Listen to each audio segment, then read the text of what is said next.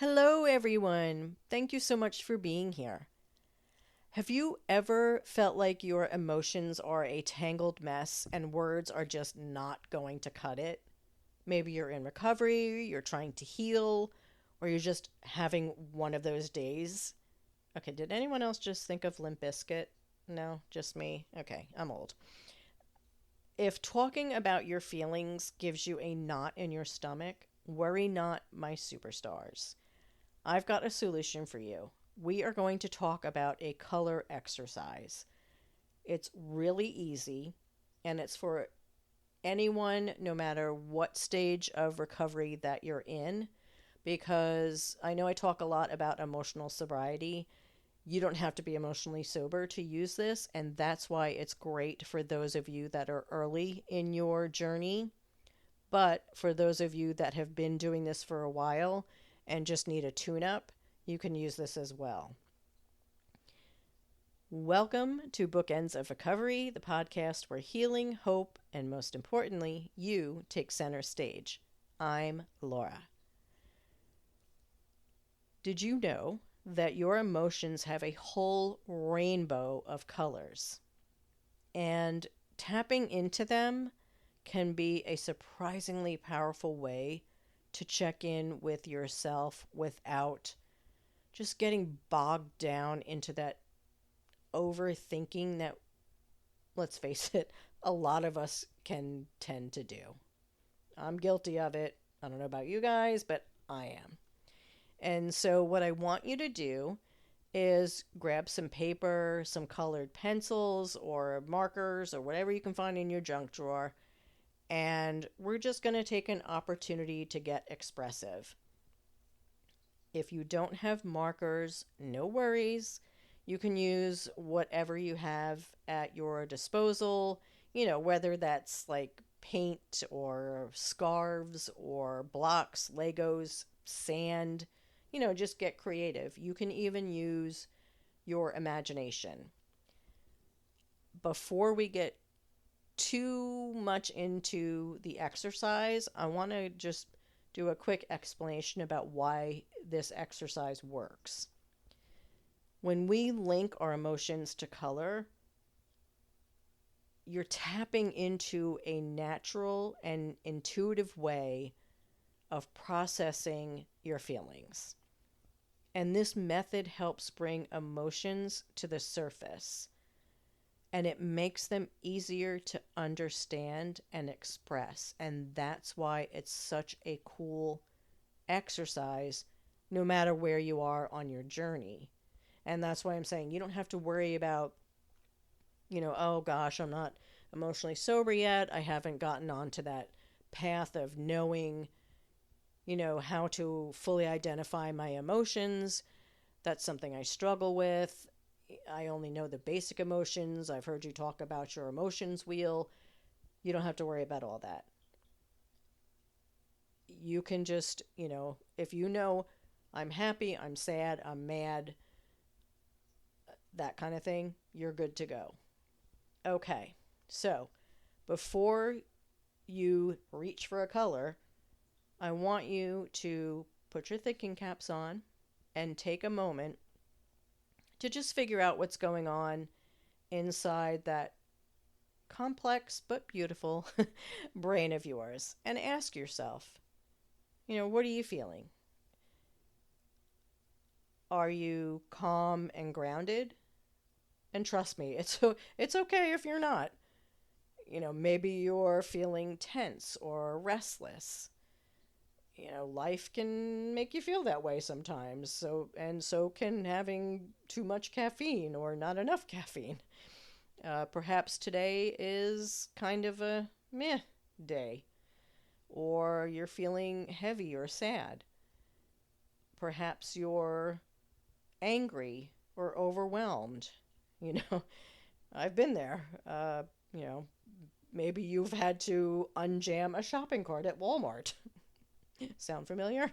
Because it does for me.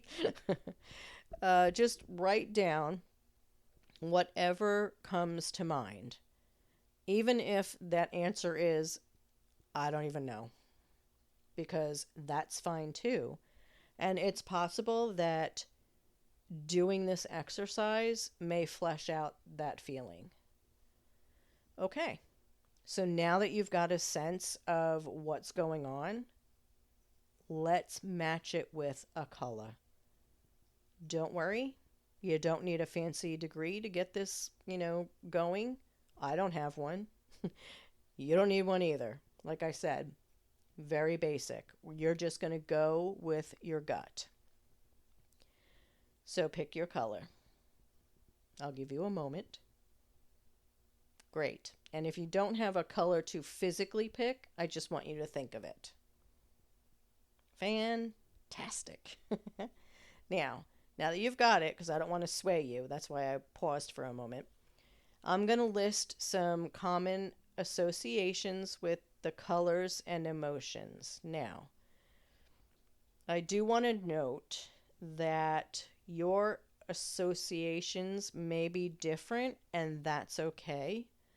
I had a group member, actually a couple, that associated certain colors with like completely different with than what other of my group members did, and I'll tell you what, it was a lot of fun.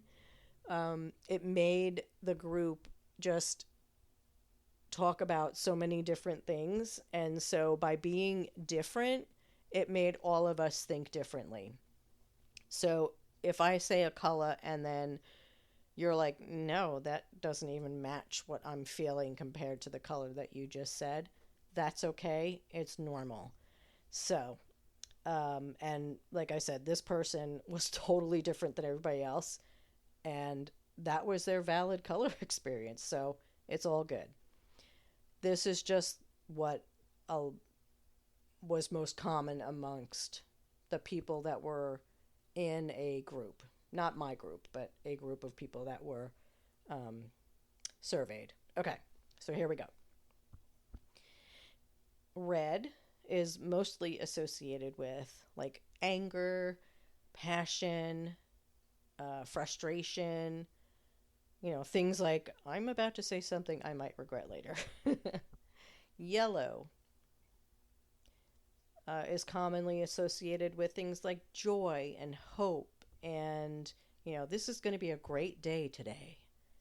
Blue, we've all had that, I'm feeling blue today, is usually feelings of sadness or even, I'm just feeling in that reflective mood today.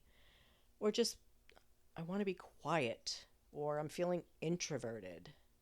So even if you're saying, I have the blues, it doesn't necessarily mean I'm sad. It could just mean, I don't really feel like associating with people today. I just want to be alone.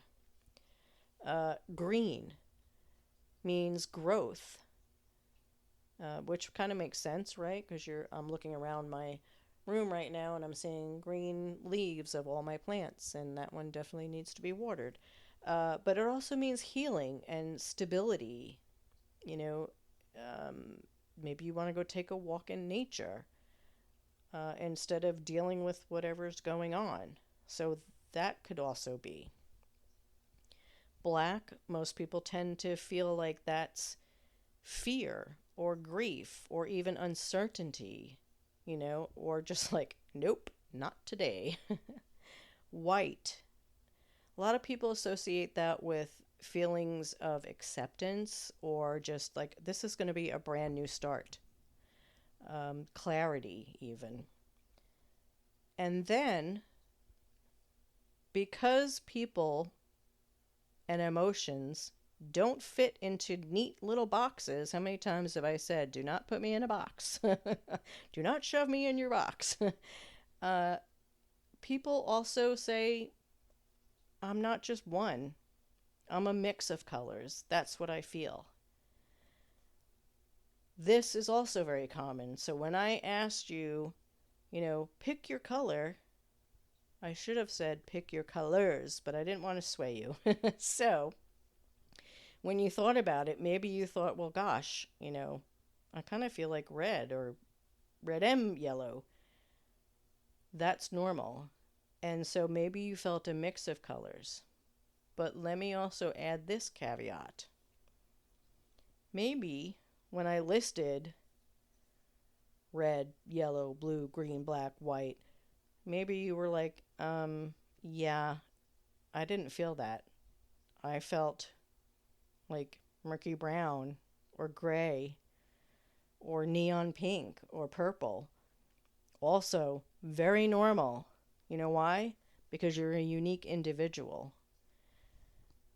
One of my group members described their color as a rainbow of colors left on a black puddle of oil on a rainy day because that morning they had had a relapse. And I mean, as they were describing the way that they saw the colors that day, I thought, wow, I could picture it, that sheen of oil on the puddle and the rainbow of it. And I could also feel it. It was such an appropriate way to describe what they were feeling. Because when they explained it, it was the murkiness of the oil, but the rainbow of hope on top, because, they had learned why the setback happened and had journaled through it and everything. And so I kind of understood, why they felt the way that they did.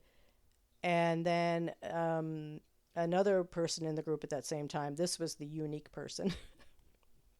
Oh gosh, I loved her. Anyway, she said that she felt, I want to say it was like a gray puffy cloud and with like the gray at the bottom and, that it was just about to rain. Those were the colors. And so we were like, oh no. And she's like, no, this is a good thing because it's about to rain and it's going to water my flowers and, her garden. So what we were thinking was going to be bad, it was good. And so her perspectives were very different because of the way that she saw things. So that's what I'm trying to say. Like, everybody's different. So it's your perspective, the way you view things. Okay, so that's the colors. Now, this is the cool, fun part. Here's where you get to express what's going on. You already know I'm a very visual. I see things in my head, So for me, my things are in my head. However, the cool thing about this is you don't have to be artistic. You can put it on paper and still express yourself without having to be an artist. So, on a blank sheet of paper, whatever you want to use your color or colors to express what's going on. You can do this by, doodling random shapes or lines that match your mood. If you need to, scribble aggressively, if you need to let some kind of emotion out. Make a symbol that represents how you're feeling. Just make a mess of colors and call it abstract art. Like, when I think of that, I think of when we were small and in art class and just did, remember finger painting and just got all that mess on our hands and just did whatever. Or if you're using your imagination, do this in your mind. You can do everything from like what I just described with the cloud, or you can take a shape and use your color and color in the shape, make the color brighter, change the shape if you want to, dull the color, do whatever your intuition is telling you to do. There is no wrong way to do this. I mean, seriously, you cannot mess this up because this is, as always, it's your recovery and your healing, but this is your exercise. These are your colors. This is your imagination, your instincts. This is one of the most free flowing exercises that you can do for your emotions because your instincts are guiding you. So once you're done, look at what you've created or think about what you did with your mind's eye and ask yourself some questions. Did your emotions change while you were doing this? Or if you imagine, did your mind's eye, I'm sorry, in your mind's eye, did you see something differently? Or if you didn't have an emotion, you were feeling either like you don't know what you were feeling or feeling meh, what are you feeling now? If you had to name what you drew or what you thought, what would the title be? Maybe it's Monday's energy or slightly unhinged but trying, healing in progress. Use your imagination and just name it whatever you want. What color would you like to move toward? If you were feeling red hot angry, what would you like to shift toward? Maybe it's something calmer. Maybe it's yellow or, I don't know, white, whatever it might be. There is a variation that you can use because what if you're like, colors do not resonate with me, so this is like useless. The sad thing is, what am I, 15 minutes into this? So you're probably tapped out already. But if colors are not your jam, replace it with animals or objects. So you can try describing your emotions as an animal. So, for example, my emotions are light and airy like a cloud. Or I feel like a caged tiger, wishing I could escape into my natural habitat. Or I feel like a dog who was left at the door of the SPCA. Okay, that just made me sad, but I guess that's good. Not good that I'm sad, but you know what I mean. A good way to describe it. Or I feel like a fish as it glides through the water. Just use it that way. Or you can even go so far as to say, if I could put my emotion in my hand, it would be. Just be creative. If this brings up anything unexpected, take that deep breath that we're always talking about, the kind that reaches into your belly. Remember, this isn't about fixing emotions, we're just noticing them. Okay, so now that you know how to do the exercise, let's talk about the benefits. So this exercise helps you explore your feelings without digging up old wounds, which is super beneficial for people like me or anyone else who has any kind of trauma or, abuse or anything like that in your past. Or if you may be, feeling emotionally numb, color can help you reconnect with what's going on inside, or what we talked about just a second ago, resonating with animals or objects.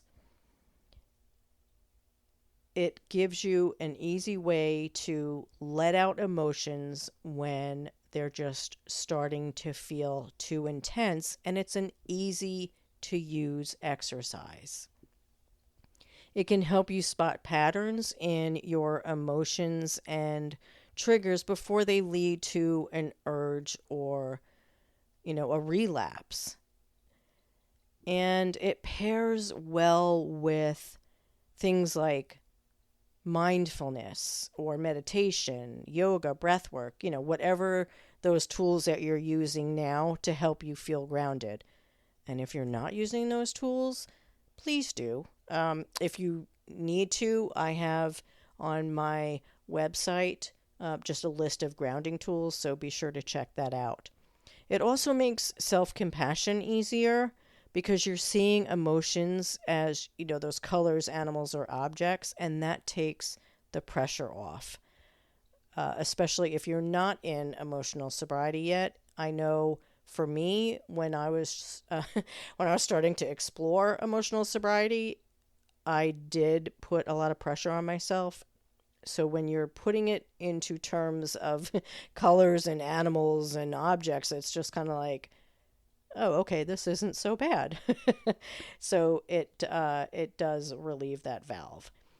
And yeah, especially if you're early in recovery, expressing feelings visually before putting them into words, it it's just, I don't know how else to say. It's super easy. And but it also lets you look back and see how much you've grown by your, just tracking emotions over time. And there's no need to find the quote unquote right words just to express yourself in a way that feels natural, because there's no right way to do this. It's your way. And I want to just, this is one of those tools that you keep in your toolkit. You put in your go bag, because it's not a one-time thing. You can do this whenever you need an emotional check-in, right? So over time, you might start to notice those patterns I just said. Like, why am I reaching for red on Mondays or blue on Sundays? You might notice, oh my gosh, I'm not getting enough sleep, or I'm around somebody on a certain day, and it's like, oh my gosh, I'm seeing this now. If you want to do a deeper dive, you can do this exercise as part of your daily routine or a weekly routine, and track how your emotions are shifting over time.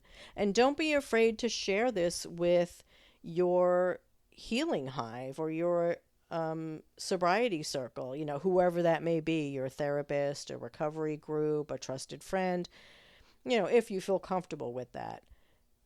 And journal about it, whatever your process may be to help you with your emotions. But most importantly, be kind to yourself. Your recovery, your healing, it's not linear. Our emotions are weird. Some days you might be that whole box of crayon, that rainbow of mixed up crayons, and that's okay. Go forth, my superstars. Color your emotions like that emotionally intelligent, self-reflective masterpiece that you are. Oh, and a heads up for my podcast listeners. Yes, my exclusive podcast listeners. I didn't even put this on my blog. For those of you that are signed up for my newsletter, February's edition is the companion worksheet to this episode, and there's going to be a bonus worksheet this month in honor of Valentine's Day. So if you want a hint about what it's going to be, it's about love. Okay, fine. It's about self-love, but whatever. I just let the cat out of the bag. So remember, those worksheets are only for newsletter subscribers. They're not going to be on my website. So when you sign up for that newsletter, that's what you get. And you don't have to worry about spam, because frankly, I just don't have the energy to spam anybody. So this is Laura wishing you a beautiful day, because you deserve it. And please don't forget to let me know if this exercise helped you. I really would love to know. I love to hear from you guys. So message me either on Facebook at Bookends Addiction of Recovery, or share your thoughts on my latest blog post at bookendsofrecovery.com. And you can find more information on triggers, more worksheets, just whatever you need. Just search in the blog post there as well. Take care, my superstars. Have a beautiful day, because you absolutely deserve it. Thank you so much for stopping by and for listening.